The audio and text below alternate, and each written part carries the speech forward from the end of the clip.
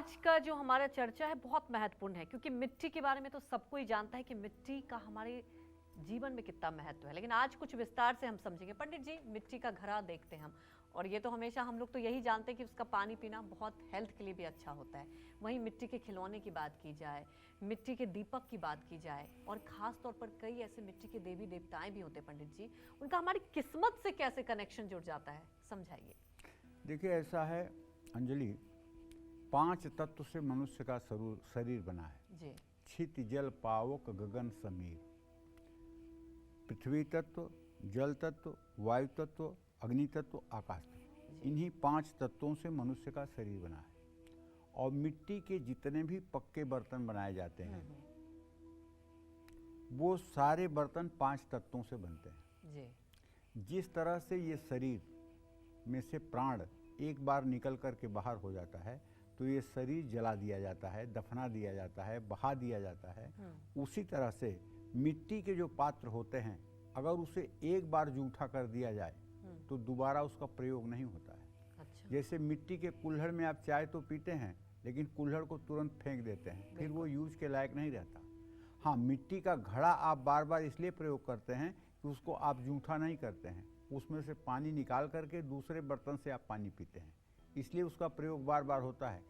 लेकिन एक बार अगर वो जूठा हो जाए तो फिर उसको फेंका जाएगा। जैसे मिट्टी के बर्तन में दाल चावल बनाना, ये कितना स्वादिष्ट होता है। जिन लोगों ने चखा होगा वो मेरी बात सुन के उनके मुंह में पानी आ रहा होगा। मिट्टी के बर्तन में दाल चावल पकाना कंडे पर कितना ज़्यादा स्वादिष्ट होता है जिसकी कोई सीमा नहीं। पंडित जी, कई बार मैंने प्रसाद खाया है मिट्टी के घरों जो है, जैसा कि आप जिक्र कर रहे हैं, बहुत ज़्यादा वो स्वाद होता है। और बाकी तो पंडित जी एक बात क्या है, जो शुद्ध माना जाता है, इसी वजह से पूजा में आप देखते हैं अक्सर यूज होता है।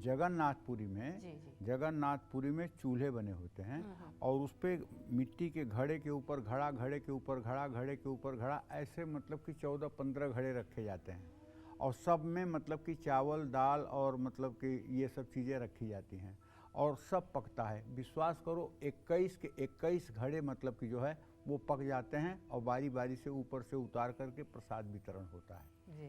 ठीक है ना। तो आज का कार्यक्रम हमारा जो है ऐसा है कि जैसे मिट्टी का जो घड़ा होता है या मिट्टी की सुराही कह लीजिए, घड़ा तो कम लोग यूज कर रहे हैं आजकल, लेकिन सुराही अब भी यूज करने वाले लोग हैं। तो मिट्टी का घड़ा बुध और चंद्रमा, ये दोनों ग्रहों के प्रभावों को नियंत्रित करता है। आप विश्वास करिए, चंद्रमा जहां मन का कारक है वहीं बुध जो है बुद्धि का कारक है। मन और बुद्धि को नियंत्रित करे जो चीज़, वो चीज़ आसान नहीं हो सकती ना, वो चीज़ सरल नहीं हो सकती ना। क्योंकि अगर आप ध्यान से देखिए, आप सोचिए कि आपका दुश्मन कौन है। आप एक बार सोच के देखिए कि आपका दुश्मन कौन है। आप अगर किसी व्यक्ति को, किसी इंसान को, किसी स्त्री पुरुष को अपना दुश्मन मान रहे हैं तो मैं दावे के साथ कह सकता हूं ये आपकी अल्पज्ञता या आपका अल्प ज्ञान है। सचमुच में हमारा सबसे बड़ा दुश्मन हमारा मन है। मन ही हमसे चोरी करवाता है, मन ही हमसे हत्या करवाता है, मन ही हमसे व्यभिचार करवाता है, मन ही हमारे खान पान को दूषित करता है। और जितने भी कर्म हमारे अशुभ होते हैं वो मन के द्वारा ही कराए जाते हैं। और मन जब उन कर्मों से इस शरीर से कर्म करा देता है तो इस शरीर को उसके भोग भोगने पड़ते हैं।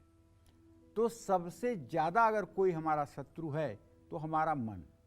हाँ, लेकिन मन जिस दिन इंद्रियों के ऊपर अपना अधिकार स्थापित कर लेता है और जिस दिन मन बुद्धि के साथ जुड़ जाता है, विवेक के सानिध्य में हो जाता है, उस दिन मन जैसा कोई हितैषी भी नहीं होता।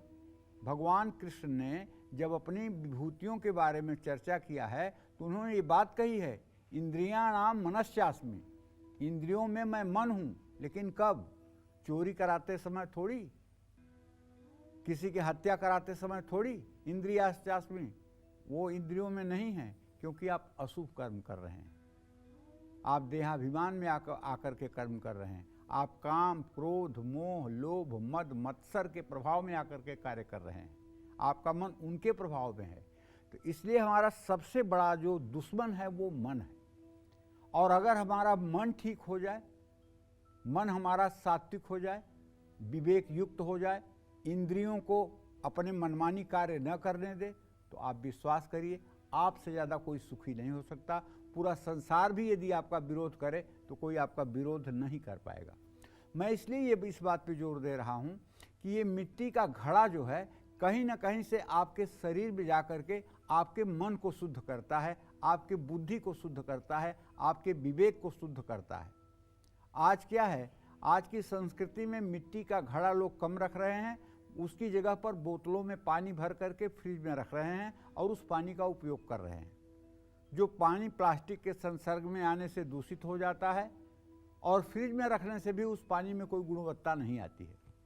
तो घड़े में पानी भरकर आप अपने घर की उत्तर पूर्व दिशा में स्थापित करके देखिए, अगर लाभ न मिले तो कहिए, और वहीं से आप यूज करिए पानी का। पूर्व उत्तर में पानी से भरा हुआ घड़ा अगर आप रख रहे हैं तो इससे घर की निगेटिविटी, नकारात्मक ऊर्जा बाहर हो जाती है।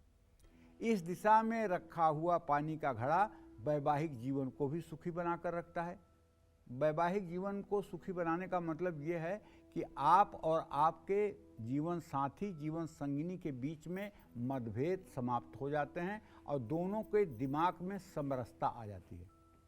अगर आप एंजाइटी के पेशेंट हैं, डिप्रेशन में हैं और आप बहुत तनाव महसूस कर रहे हैं, तो पानी से भरा हुआ घड़ा सोमवार के दिन अगर किसी मंदिर में ले जाकर के आप श्रद्धापूर्वक दान करें तो मैं दावे के साथ कह सकता हूं ये उपाय 5 बार करके आप देख लीजिए। अगर आपका डिप्रेशन, आपकी एंजाइटी न दूर हो जाए तो कहिए। सुंदर सी सुराही खरीदिए, उसको अच्छे जल से भरिए और उसको ले जाकर के श्रद्धापूर्वक मंदिर के पुजारी को दान कर दीजिए। अच्छा, आपने घर में पौधे जरूर लगाए होंगे, अगर जरा सी भी जगह होगी तो चाहे गमले में ही आपने लगाए होंगे, पौधे जरूर लगाए होंगे। अगर आपने पौधे लगाए हैं तो घर में मिट्टी के घड़े से अगर आप पानी दे रहे हैं तो आप विश्वास करिए वो जो मतलब कि वृक्ष हैं, वो जो पौधे हैं वो दोगुना रफ्तार से विकास को प्राप्त होंगे। हमने एक पुराण में पढ़ा है कि अशोक का पेड़ जो होता है, अशोक का पेड़, उस पेड़ पर अगर कोई कुमारी कन्या जा कर के 5 लात मार दे तो वो अशोक का पेड़ दुगुने वेग से बढ़ने लगता है। अब ये पुराण की बात है, मैंने इसको आजमाया नहीं है, लेकिन मैंने पढ़ा है, मुझे पूरा विश्वास है कि सही होता होगा, तभी पुराणों में लिखा हुआ है कि जब किसी अशोक के पेड़ पर कोई कुमारी कन्या 5 लात मार दे तो वो दुगने वेग से बढ़ने लगता है। अब क्या इसमें मतलब कि विज्ञान है, क्या सच्चाई है, ये तो बहुत रिसर्च का विषय है, इसलिए मैंने आप लोगों के सामने इस बात को कहा। घर में मिट्टी का घड़ा उत्तर पूर्व दिशा में परिवार के लोगों को नए अवसर भी देता है। और एक बात तो अच्छी तरह से जान लीजिए, पेट की चाहे जैसी बीमारी हो, अगर सिर्फ और सिर्फ आप मिट्टी के घड़े से पानी पीते हैं तो मैं विश्वास के साथ कह सकता हूं कि आधे से ज़्यादा रोग तो आपको ऐसे ही समाप्त मिलेंगे। जय मां विंध्यवासिनी।